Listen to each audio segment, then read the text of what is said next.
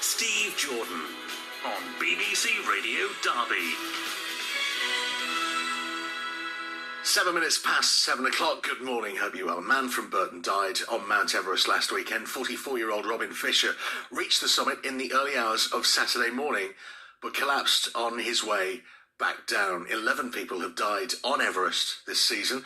Some have blamed overcrowding on the mountain. Jody Bunting is from Derby. He was a close friend of Robin's. Good morning, Jody. Morning. How did you know Robin?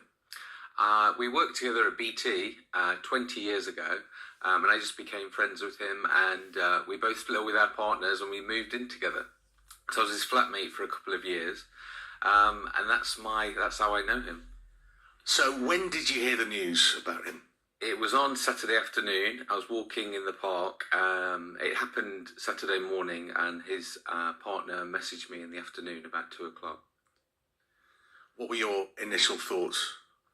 Well, I knew he was there, and the night before I had seen the photos on the BBC News of those queues. So it was like a shock, but also, oh, he's one of those. You know, it was kind of, it all fit into place in like a weird way, but obviously just really saddening. But I actually watched the film Everest. I don't know if you've ever seen it, but it gives you all the facts there that, you know, 1 in 4 people actually die doing it. And it's people are obviously given all these safety advice. So although it's a shock, you know, it's the risk that you take when you try and be on top of the world.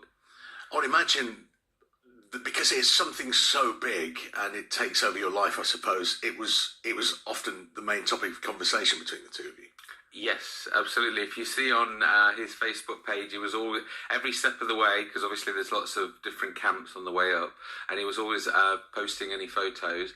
And he was getting a bit annoyed because of the queue. They were put on hold for quite a while, and I think it was getting to the stage where, you know, it was. Maybe it's time to turn back, you're not going to do it. And Robin's not that sort of guy that's going to give up. So this is why it is so amazing that he did manage to reach the top under these really strange conditions that were happening up there. Before he left, can you remember what you said to him? It was actually, I was going on a night out in Birmingham because he lived in Birmingham for the last few years. And I asked him to come out with us, and he wouldn't come out because he was in preparation. And it wasn't because he was physically, you know, wanted to sleep. I think mentally as well, he was getting in the zone. So that's how, like, dedicated he was to doing this. He's literally put his life on hold to get himself physically and mentally prepared for this. Have you spoken to Robin's family? I've spoken by message because his partner was obviously still there because she was at base camp when it all happened. So I've been messaging her, and she seems to be quite upbeat. You know, I think this does happen when somebody so close passes away. You kind of do all the logistics. But saying that, she's quite a strong personality anyway. So although it's really deeply saddening, she's like been organising the tribute, which is next week, and she's saying like no black allowed at the tribute. So she's being really, really positive. And as she keeps saying, you know, he was literally on top of the world. Now, you mentioned his partner organising things. Other things that are being organised, it seems, are a number of fake crowdfunding pages online for him. Tell me about those. Now, this was the day after, so he passed away on the Saturday, and on the Sunday there was a crowdfunding page for his funeral. Now, Robin's quite successful financially, so they definitely don't need any money for any sort of tribute or anything. And it turned out it was a fake page that somebody had set up, and it was raising thousands of pounds because obviously it was on the national news.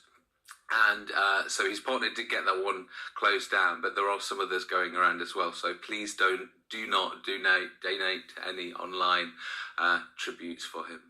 You mentioned there that his partner has said no black at the tribute, so obviously colourful occasion it's going to be.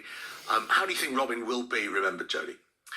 He is the adventurer of all adventurers. Somebody was asking me yesterday, was he a professional climber? No, he wasn't a professional climber. He's just a challenged person. You know, he's into adventure. And this is what people remember him for. We went on one of the Tony Robbins outstanding courses, and this used to be our thing where let's be outstanding, you know, just go out there and do it. And we had something called a power move as well, where you just be like, ho! And this is how I'll always remember him, because, you know, he was not about looking at negative things, and he's all about going out there and challenging the world. Jodie, thank you very much for coming in this morning and being so positive in such sad circumstances. Jodie Bunting from Derby, close friend of Robin Fisher, who died on Everest at the weekend. It's 12 minutes past 7 o'clock.